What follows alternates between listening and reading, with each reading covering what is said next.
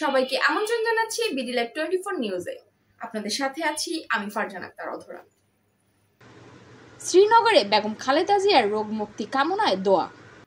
এতক্ষণ শুনছিলেন শিরোনাম, বিস্তারিত দেখুন মুন্সিগঞ্জ প্রতিনিধি সাফিন আহমেদের রিপোর্টে।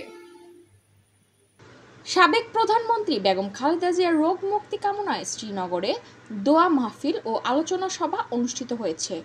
বুধবার সকালে শ্রীনগর উপজেলার ছনবাড়ি চৌরাস্তায় এ কর্মসূচি পালিত হয়। মুন্সিগঞ্জ জেলা বিএনপির আহ্বায়ক কমিটির সদস্য ও সাবেক শ্রীনগর উপজেলা পরিষদের চেয়ারম্যান আলহাজ মোমিন আলীর সভাপতিত্বে দোয়া মাহফিল ও আলোচনা সভায় প্রধান অতিথি হিসেবে বক্তব্য রাখেন বিএনপির কেন্দ্রীয় কমিটির স্বেচ্ছাসেবক বিষয়ক সম্পাদক মীর শরফত আলী সপু।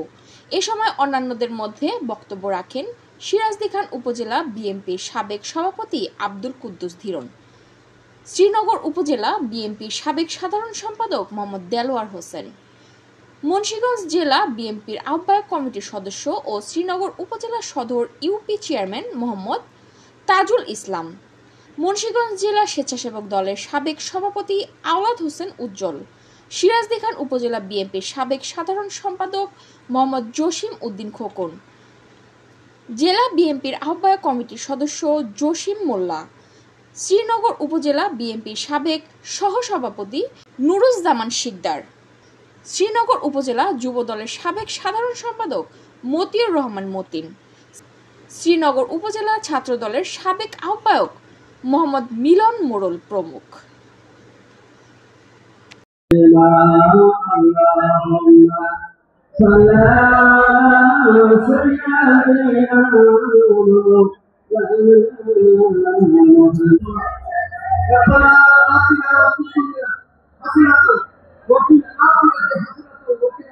দেখি না একটা বৈদ্যুতিক শর্ট সার্কিট হয়, হয়তো 2-3টা ঘর হবে, কিন্তু এত বড় ভয়াবহ অবস্থা গতকাল যেটা হয়েছে ঘরের বস্তিতে, এটা করার বস্তিতে, এটা আমি মনে হয় আমি কোনোভাবে এটা মেনে নিতে পারি না ভাই।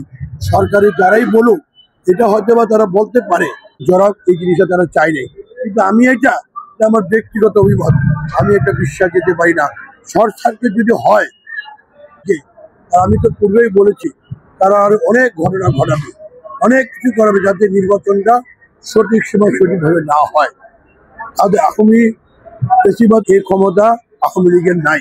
আওয়ামী লীগকে আমরা চিনি, আওয়ামী লীগ কতটুকু করে মোল্লারদের মসজিদ পর্যন্ত আওয়ামী লীগকে আমরা ফেস করেছি।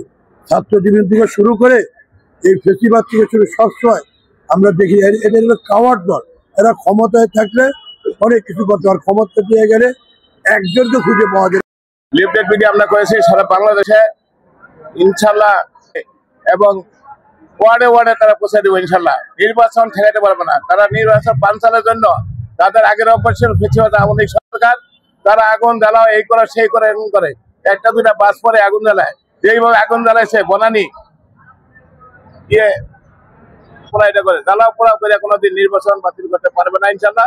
সেই সম্ভাবনা অন্তর্বর্তী সরকার যে নির্বাচন ঘোষণা দিয়েছে ফেব্রুয়ারি মাসে, সেই নির্বাচন ইনশাল্লাহ হবে ইনশাল্লাহ। এবং মুন্সিগঞ্জ 1 আসনে যাকে দিয়েছে সে ফেসিস্ট আওয়ামী লীগের দোষর, যেই নির্বাচন দিয়ে দিয়েছে সেই নির্বাচন ইনশাল্লাহ থাকবে না। এখন পেপারে প্রতিদিন। এতক্ষণ আমাদের সাথে থাকার জন্য ধন্যবাদ। সবসময় বিডি লাইভ 24 নিউজের সাথে থাকুন। বিডি লাইভ 24 নিউজ, সত্যের সন্ধানে অবিরাম।